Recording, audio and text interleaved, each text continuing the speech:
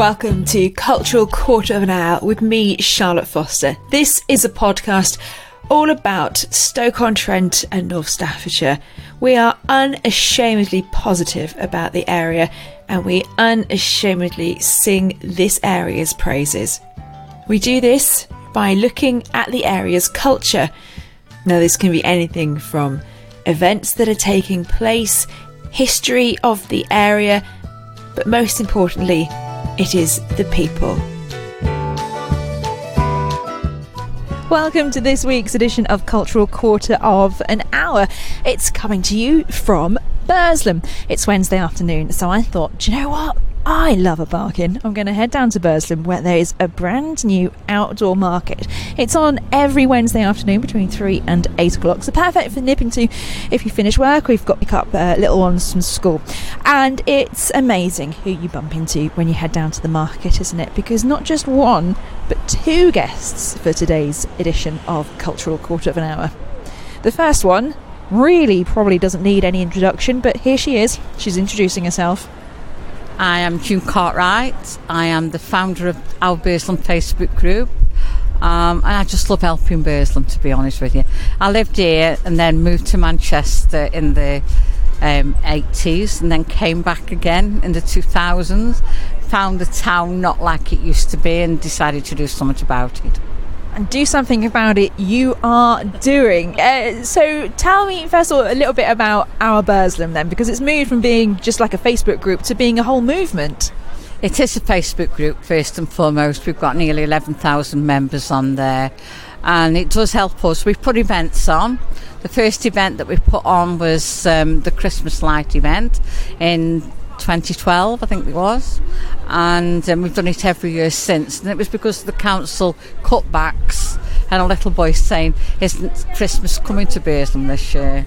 So that was it. We decided to go out. We collected with tubs, anything we could. We went on Port Vale away buses and did loads, collected around the state.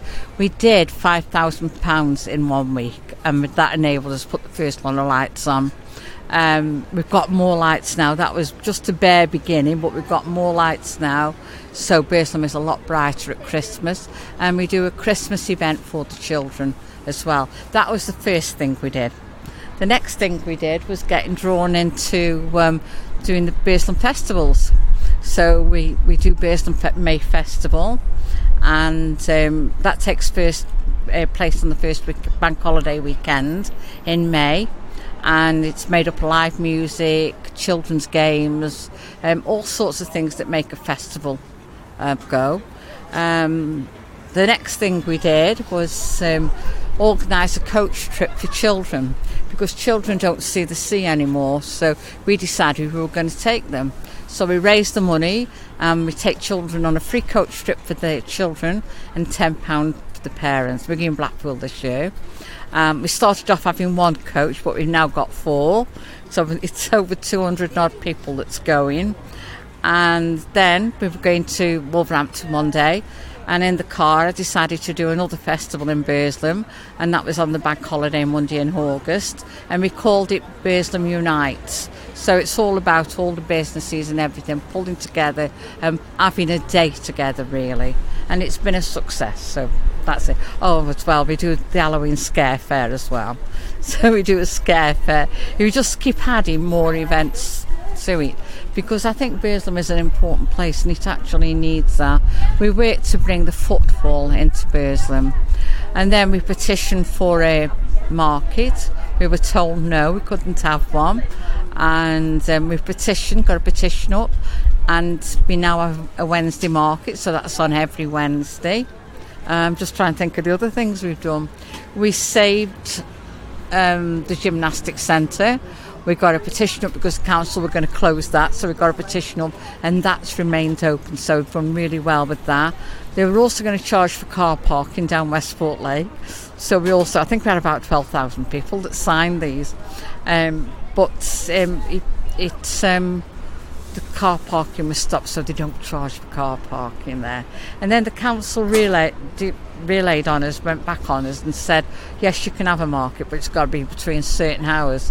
So our Burslem Market, which happens every Wednesday, is on from 3 o'clock in the afternoon till 8 o'clock at night. And that's where we're sitting now, aren't we? We're sitting in the market. It's early days for the market, but it is busy, isn't it? There's lots of people about today, but we do need more stall holders. I'd be the first to say that we need to do more of that. We get people that phone us up that promise that they're going to join us and then don't appear. We've got to get established, and that's why we need the public support to come up and buy, because the more support we get, the more stall holders we get. It's like a circle, isn't it? But yeah.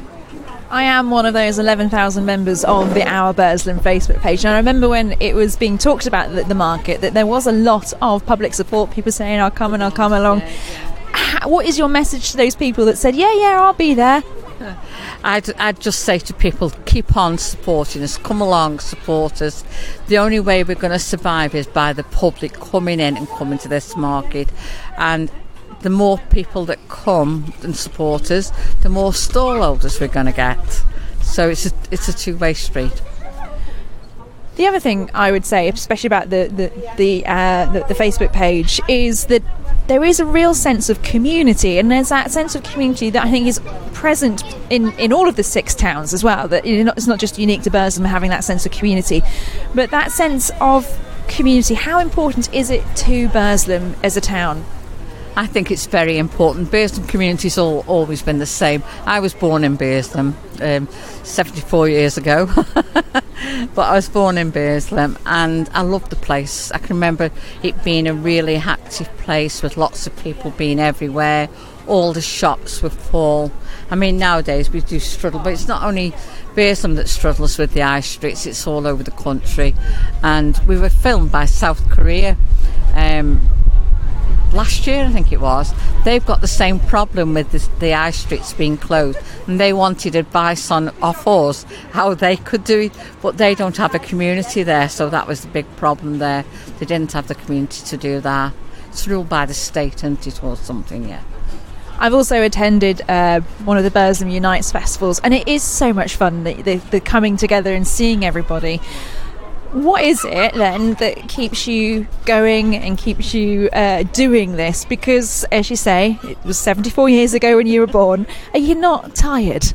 I'm always tired. I could sleep on a clothesline. I'm one of them people who can sit down and fall asleep in seconds without realising it. What keeps me going? It does keep me going, really. I think what'll happen to it when I'm gone, and I just want it to carry on. So when I'm gone, let the rest of the committee sort it out and support us. How much hard work is it to get something like the market going, then organising the festivals, and you're always, I say, rattling the donation tin. That sounds like you're always begging, but it's a constant try. We don't rattle the donation can anymore because of our high profile. We actually get sponsors. So we've got the 3 main people in Burslem, the 3 main big businesses that sponsor us. Synetic Solutions sponsors the May Festival.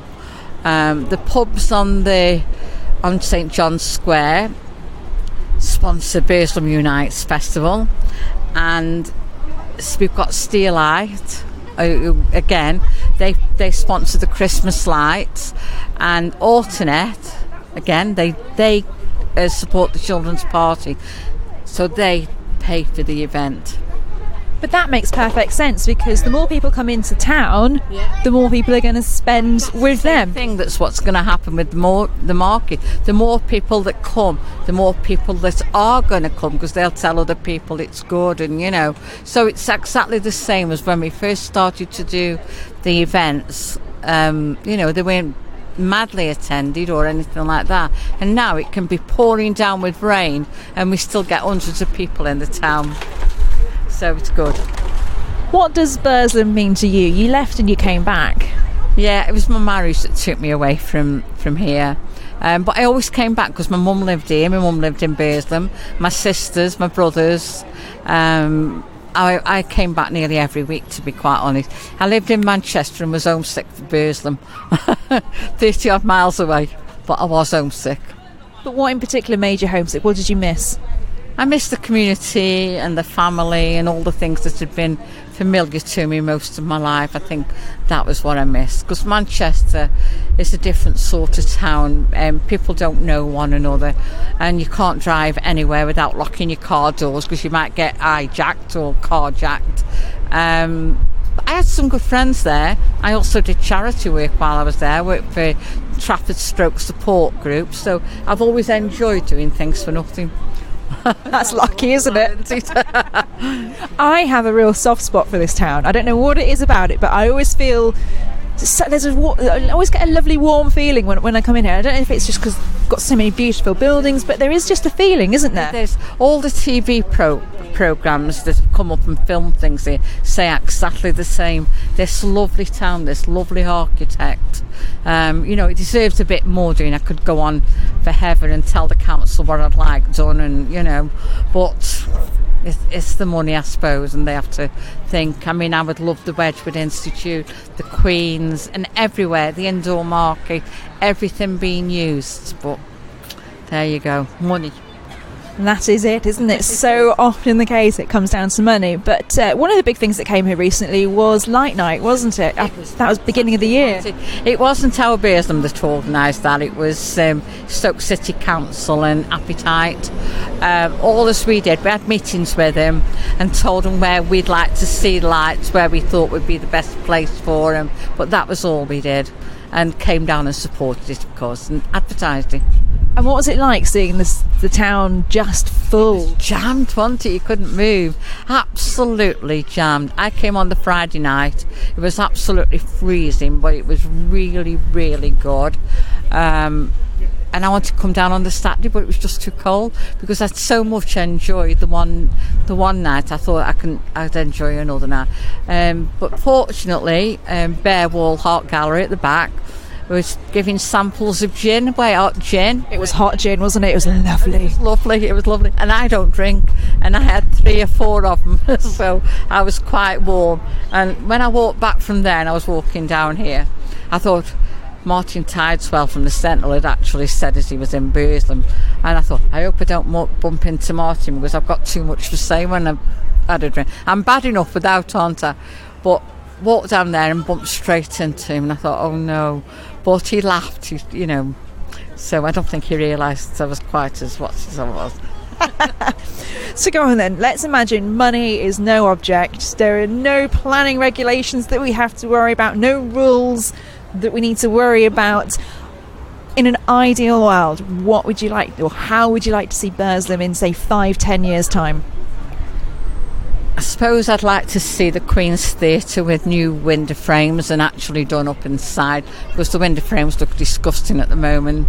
I'd like the Wedgwood Institute be brought back into use. I'd like the indoor market brought back, maybe not as a market but as a multimedia centre. There's so much in this town that needs doing, and I think even if I won the lottery and it would be my money, I think I'd still want to spend it on the town. Yeah.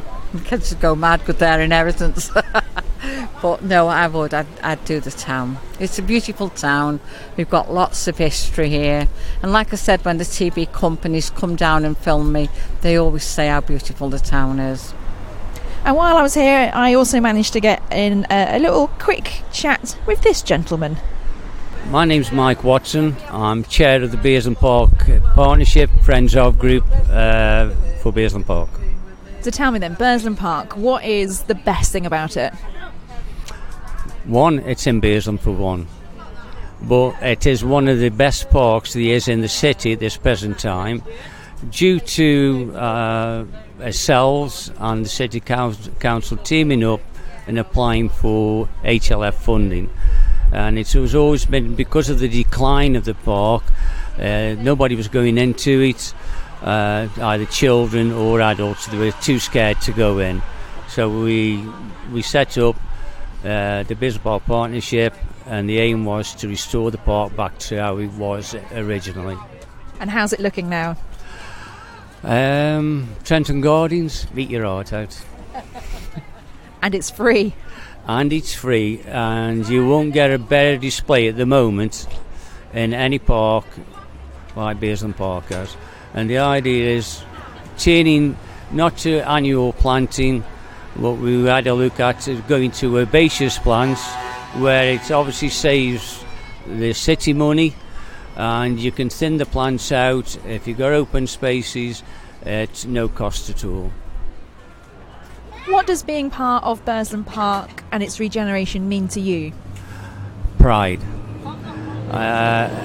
It gave me something to do when I retired, and I was asked to join the partnership, and the goal was, like I said earlier, is to restore the park back to its former glory. And it took 4 long years to get the funding, which was around about 3 million altogether. But we did other projects besides that before we actually teamed up with the City Council. We got the funding for the lake, to restore the lake, which was £127,000. We teamed up again with the council. We went around local schools, asking the school children about the play facilities in the park, which are practically non-existent and in the Victorian age like me. And we worked with the local council officers, and we went to the government, asked for funding. We asked for 280,000 to do the playground and the sports courts up, and they actually gave us 480,000. And we went down as with the funding group as the best working practice for a group. And when you go in the park, how does it make you feel? It's just like you see a rainbow when it just comes out, and it makes you cheerful and bright and that.